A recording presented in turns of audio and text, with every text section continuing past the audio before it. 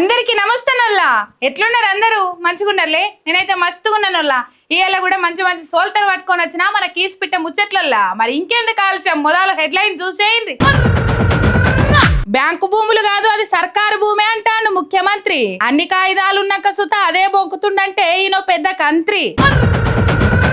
కాంగ్రెస్ ను ఓడిస్తానికి తెగ కష్టపడతాడు మైనంపల్లి. ఈ సొంటోళ్ళు ఒక్కలుంటే చాలు, అధికారంలోకి రాదు మళ్ళీ. నిమిషం రూలుతో పోరగాళ్ళు రాయలేకపోయినరు పరీక్ష. మాట తప్పిన పాలకులకు ప్రజలేస్తారట వచ్చే తాప పెద్ద శిక్ష. ఈ నడుమ రాయదుర్గంలో ఎస్బీఐ భూములను సర్కారోళ్ళు అమ్ముదామని చూసిన ముచ్చట ఎరుకున్నదే కదా. 5 ఎకరాల భూమి. గా భూమి ముచ్చట మీద కోర్టు పోవాలని చూస్తుండట సీఎం రేవంత్ అన్న. మరి అమ్మినాక కోర్టుకి ఎందుకు పోదామనుకుంటుండో అచ్చంపేటకు పోయిన హరీష్ అన్ననే చెప్తాండు. ఈనుండ్రి మంచిగా. దొంగే దొంగ దొంగ అన్నట్లున్నది సీఎం రేవంత్ రెడ్డి ఎవ్వారమని దెప్పి పడిచిండు మాజీ మంత్రి హరీష్ అన్న. అచ్చంపేటకు పోయి కార్యకర్తలతోని మాటా ముచ్చట పెట్టుకుంటా ముఖ్యమంత్రి ఇజ్జత్ తీసిండు. అయితే వెనకట ఎస్బీఐకి సర్కార్ 5 ఎకరాల భూమి ఇచ్చిందట. అడిగిన పుణ్యానికి ఏం కాదు, 20 కోట్లకు. మరి ఓ రాష్ట్రానికి ముఖ్యమంత్రి ఉన్న మనిషికి గా భూమి బ్యాంకులదన్న సంగతి తెలుసో లేదో గాని చెల్ సర్కారు భూమే పట్టు అని చెప్పి కోట్ల రూపాయలకు బేరం పెట్టిండు. ఇక అమ్మకం ముచ్చట తెలిసి బ్యాంకోళ్ళు మస్తు గరమైండ్రు. భూమి కాయిదాలు కలపలన్నీ మా దగ్గర ఉంటే సర్కారు భూమిని ఎట్లా అమ్ముతావా అని చెప్పి హైకోర్టుకు పోయిర్రట. ఇక ఆడ కాగితాలు కమ్మలు మళ్ళేసిన కోర్టోళ్ళు ఈ భూమి బ్యాంకోళ్ళదే, వాళ్ళ భూమి మీరెట్లా అమ్ముతారు, చల్ ఈ అమ్మకం మోసం అని స్టే ఇచ్చిందట. ఇక గా ముచ్చట మీద సీఎం రేవంత్ అన్న ఏమన్నాడో హరీష్ అన్ననే చెప్తుండు. ఈనుండ్రి. ఎస్బీఐ నిషేధిస్తా, ఎస్బీఐ లో ఉండే ఫిక్స్డ్ డిపాజిట్లు బయటకు తీసేస్తా, ఎస్బీఐ కి రాష్ట్ర ప్రభుత్వ అకౌంట్లన్నీ కూడా తీసేస్తా అని ఇలా స్టేట్ బ్యాంక్ ఆఫ్ ఇండియాను కూడా బ్లాక్ మెయిల్ చేస్తున్నాడు. రేవంత్ రెడ్డి తీరు ఎట్లుందంటే ఎవరైనా ప్రశ్నిస్తే పగబట్టరు. ఇలా స్టేట్ బ్యాంక్ ఆఫ్ ఇండియానే నిషేధిస్తా అంటుండు. రేపు రిజర్వ్ బ్యాంక్ ఆఫ్ ఇండియా కూడా నీ మాట లేదనుకో, రిజర్వ్ బ్యాంక్ ఆఫ్ ఇండియాను కూడా నిషేధిస్తా అంటుండు. అగో అదేందే, ఎస్బీఐ బ్యాంకు నిషేధిస్తా, అలా సర్కారు పైసలు వెయ్యను, ఉన్న ఖాతాలు వీకేస్తా, ఫిక్స్డ్ డిపాజిట్ బంద్ చేస్తా, మొత్తం బ్యాంకే లేకుండా చేస్తా అని అంటున్నాడా? అంటే రేపు వాళ్ళు బ్యాంకును సుత నిషేధిస్తాడు. మరి అప్పుడు పింఛన్లు, జీతాలు, రైతు భరోసా పథకాలు, గవర్నమెంట్ సొమ్ము మరి ఏ బ్యాంకులు దాయాలన్నట? నాకు డౌట్, కొత్తగా ఏమైనా కొండలరెడ్డి బ్యాంక్ అని గిట్ట పెడతాడో ఏమో. పెట్టినా పెడతాడు, మస్తు జమైన పైసలు. ఎనుముల కొండలరెడ్డి బ్యాంక్ అని పెట్టినా పెడతాడు. అది అన్నట్లు అసలు మాల్కి ఏందంటే ఎస్బీఐ చైర్మన్ మాజీ మంత్రి నిరంజన్ ఇద్దరు దోస్తులు. అందుకే బీఆర్ఎస్ వాళ్ళు కావాలనే బ్యాంక్ వాళ్ళని కోర్టుకు పంపిరని చెప్పి ఉల్టా కోర్టుకు పోవాలని చూస్తుండట రేవంత్ అన్న. మరి సర్కారుకు సలహాలు ఇచ్చేది ఎటువంటి సిపాయో ఏం పాడో గాని నవిటోల ముంగట బోర్ల బొక్కల పడ్డట్టే అయింది సర్కారు పరిస్థితి. ఇక ఇది ఇట్లుంటే యాడికి పోయినా సుత దేవుళ్ళందరినీ గుత్తబట్టినట్లు రేవంత్ అన్న ఓట్లు పెట్టిండు కదా. ఆ ముచ్చట చూపియబోతు కరెంటు పోయింది. ఒకసారి అది కూడా చూద్దాం. ఇక ఎట్లా ఎన్నిసార్లు ఒట్టు పెట్టిండో, ఎన్ని దేవుళ్ళ మీద ఒట్టు పెట్టిండో. మన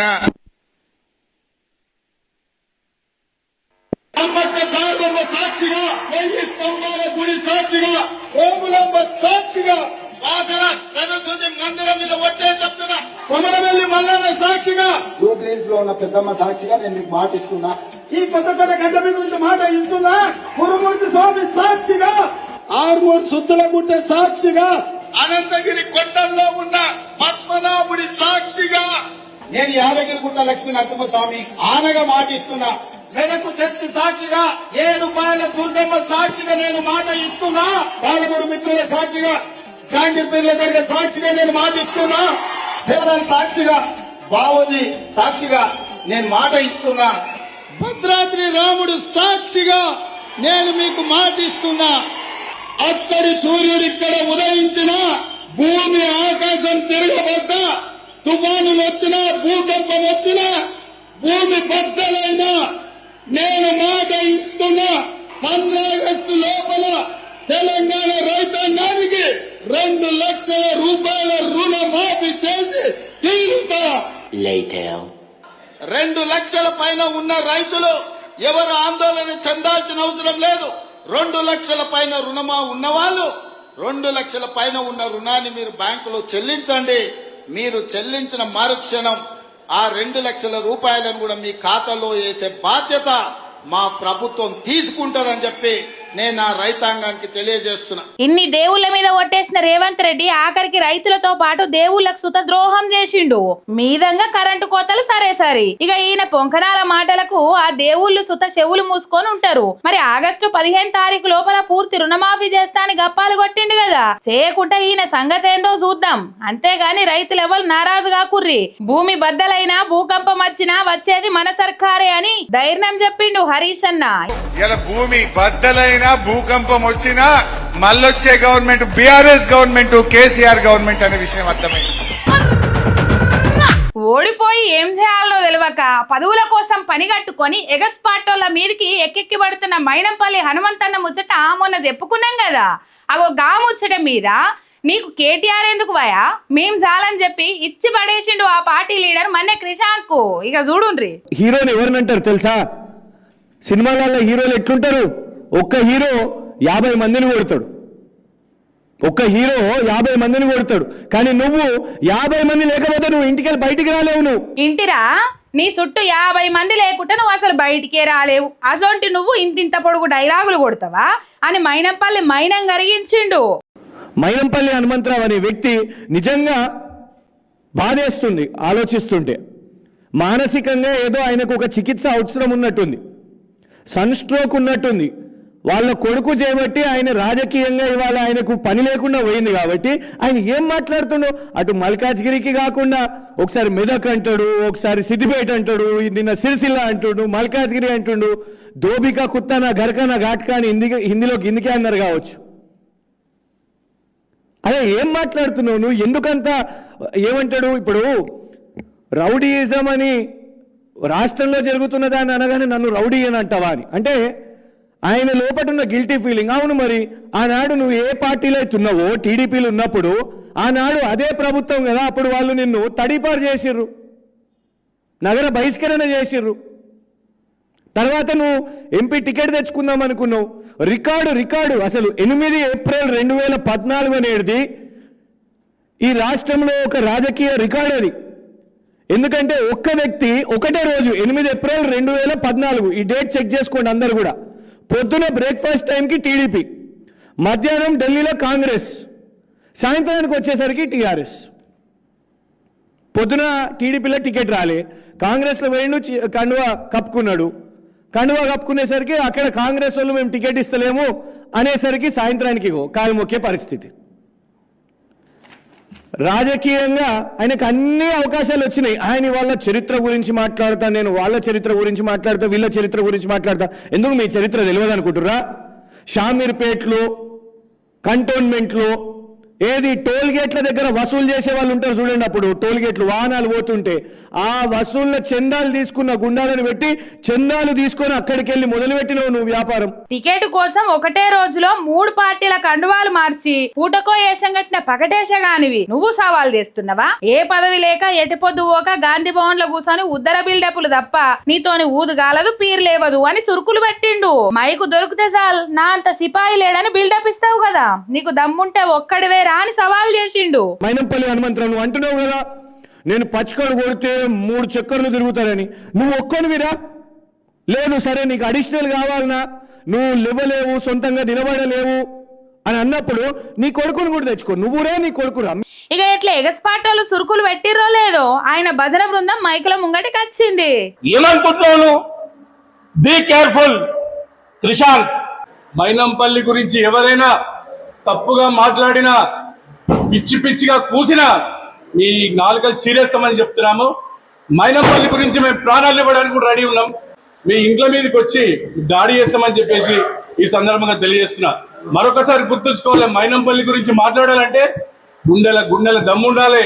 ఇంటిరా అయ్యా ముఖ్యమంత్రి రేవంత్ సారు ఇక ఇంటి మీదకి దాడి చేస్తారట. 2.5 ఏళ్ల సర్కారు ఏమేలుగా పెట్టిందో అంతో ఇంతో నువ్వు తప్ప మీ పార్టీలు ఎవరు చెప్పిన పాపాన ఓలే. అసొంటిది కొందరన్న చెప్తారనుకుంటే ఇగో గిట్లా అడ్డమైన కూతలు కూసి పార్టీని బొందబెట్టే కథ చేస్తుండ్రు. జరగి మైనంపల్లిగా తుంగతుర్తి ఎమ్మెల్యే మందుల సామేల అసొంటోళ్లకు మైకుల ముంగటికి రానియకుండ్రి. అస్తే మాత్రము వచ్చేతాప చిత్తు ఓడించి జనం మనకు గోరీగట్టుడు ఖాయం అని అనుకుంటారు కుద్దు నికార్సైన కాంగ్రెస్ పార్టీ కార్యకర్తలు. మనిషి జీవితంలో 1 నిమిషం ఆలస్యమైంది అనుకో, దాంతో ఒరిగేది ఏమీ లేదు, వచ్చేది కూడా ఏమీ లేదు. కానీ ఏ గంటో 2 గంటలో లేట్ అయితే మాత్రం దాని ఫలితము ఎట్లనన్ను ఉండొచ్చు. ఇగో ఇట్లనే సర్కారు పెట్టిన నిమిషం రూలు ఇప్పుడు పోరగాన్ల పీకల మీదకి వచ్చింది. ఇక చూడుండ్రి, నీటి పరీక్ష రాయబోయి ఎంత తిప్పలు పడ్డరో లేట్ అయ్యి. అబ్బా అధికారులు ఎంత శుద్ధపూసలో కదా, వాళ్ళేదో టైంకి వచ్చి కొలువెలగ పెడుతున్నట్టు నిమిషం రూలు పెట్టి పోరగాన్ల పంత నవిలిండ్రు. ఇట్లనే మేడ్చల్ జిల్లా కీసరకాడ యోగి అన్న వాళ్ళ బిడ్డను పరీక్ష సెంటర్ కు తోలుకొచ్చేసరికి 1 నిమిషం ఆలస్యమైంది. ఇక అప్పటికే మన సిన్సియర్ అధికారులు గేటు బంద్ చేసి తాళం పెట్టిండ్రు. దీంతో బిడ్డ పరీక్ష ఎక్కడ పోతుందో అని చెప్పి దన్న కిందికి వంగి పోలీస్ అధికారి కాళ్ళు మొక్కిండు. సార్ లొకేషన్ చక్కగా చూపియక లేట్ అయింది సార్ అని అడిగినా 1 నిమిషమే జర నా బిడ్డను పరీక్ష రాయనీయండి సార్ అని దండం పెడతా కాళ్ళు మొక్కుతాను ఎంత మొక్కినా సుత పోలీస్ సార్ ఫోన్ ఒత్తుకుంటున్నాడు గాని లోపలికి మాత్రం దోళ్లే.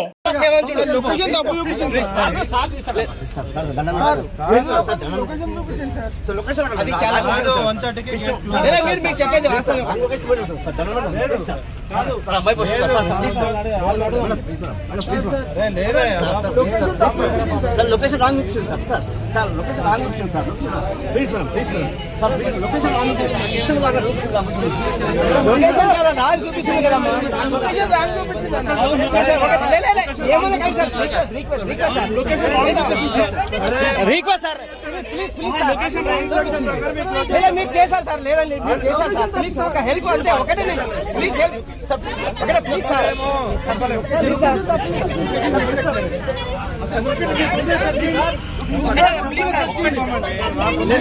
మీ ఉన్నాయి సార్ పేరెంట్స్ చెప్తున్నారు కదా సార్ అంతా పేరెంట్స్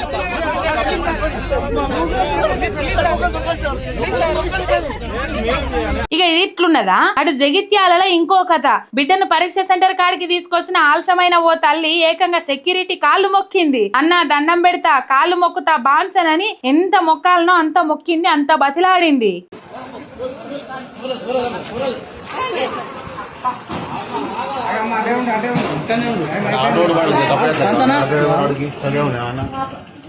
ఆగండి ఒక్క నిమిషం ఆగండి అమ్మా బాబుతో మాట్లాడినాక నేను చెప్తాను కదా ఆగండి తొందర పడకండి అక్కడ ఆగండి. చూస్తిరా కాళ్ళు మొక్కి దండం పెట్టినా కుదరదమ్మా పో అని చెప్పి వెనకకు మలిపిర్రు. ఇట్లా ఒక్కతానా అని కాదు, నిమిషం రూల్ పేరుతోని శానా దిక్కుల పోరగాన్లను పరీక్షలకు దూరం చేసిండ్రు అధికారులు. సరే ఈ ముచ్చట్ల అవ్వయ్యలది కూడా తప్పే కాదంటలేం గాని, అయ్యా చదువుల మంత్రి రేవంతం సారు మీరు పెట్టిన రూలు మీ అధికారులు బగ్గనే అమలు చేస్తారు గాని పబ్లిక్ తరఫుకెంచి ఒక మాట, నిమిషం ఆలస్యమైందని చెప్పి పోరగాన్లను పరీక్ష రాయనీయకుండా వెనక్కు పంపిర్రు కదా. మరి గిదే అధికారులు టైంకి ఒక్కలంటే ఒక్కరు రారు ఆఫీస్ కు. విఆర్ఓ ఎంఆర్ఓ కాంచి మొదలు పెడితే ఆర్డీఓ కలెక్టర్ దాకా జనం పోయి ఆఫీసుల ముంగట పడిగాపులు కాసిన సూత టైం కు డ్యూటీకి ఎక్కినోళ్లే లేరు. మరి వాళ్ళనేమనాలి? ప్రజల పన్నులతోని జీతాలు తీసుకుంటా లాపర్వ చేసే అధికారులకు ఎసొంటి శిక్ష చేయాలి? ఓట్ల ముంగట అది చేస్తాం ఇది చేస్తామని నానా బొంకుడు మాటలు చెప్పి గద్దెనెక్కిన ఎమ్మెల్యేలు మంత్రులు 5 ఏళ్ల పొద్దుల ఇచ్చిన హామీలు చాలా అమలు చేస్తలేరు. మరి వాళ్ళ మీద ఏం చర్యలు తీసుకోవాలి? మొదలుగా ముచ్చట మీద శ్రద్ధ పెట్టి అటెనక ప్రజలకు రూల్స్ గురించి చెప్పుండ్రి. అంతేగాని నిమిషం ఆలస్యం అయితే సర్కారు కొంపలేవో మునిగిపోయినట్టు పాప మట్టిగా పోరగాళ్ల బతుకు ఆగం చేసిరి. ఈ ఉసురు మీకు తప్పకుండా తలుగుతా చూసుకోండ్రి అని తిట్టబట్టిరి ముచ్చట చూసిన జనాలు. అన్ని ముచ్చట్లు చూసిండ్రు కదా, ఇంకొక ఇంట్రెస్టింగ్ ముచ్చట మిగిలిపోయింది, అది కూడా చూసేయండి. వా దొంగలు ఎంత అప్డేట్ అయ్యిండ్రు చూడు. వెనకట ఎర్రబనీను గల్ల లుంగి గట్టి షాక్ అందుకొని మోటు పోకడ పోయేది, కానీ ఇప్పుడు బండ్ల మీద వచ్చి బాజాప్తా దోసుకపోతాండ్రు. ఇట్లనే హనుమకొండ జిల్లా సుబేదారిల జర్ర సేపట్ల గొలుసు మాయం చేసిండ్రు ఈ బోర్డు సోతుగాళ్లు. ఎస్బీఐ కాలనీకి మంచి ప్లాన్ వేసుకొని వచ్చిన ఈ మకరగాళ్లు ఇవాళ ఎన్ని తులాల గొలుసు దొరుకుతుందో అని మాట ముచ్చట పెడతాండ్రు. అంతల్నే పుష్పలత అనే ముసలమ్మ వాళ్ళ మనమన్ని ఎంటేసుకొని పోతాంది ఏటో. ఇక అదంతా కనిపెట్టిన దొంగలు ముసలమ్మనే దొరికినా సుత మనల్ని ఏం చేయలేదని బండి యూటర్న్ తిప్పిండ్రు. ఇక ఒకడు బండి తయారు పెడితే ఇంకోడు పోయి తెంపనే తెంపిండు గొలుసు.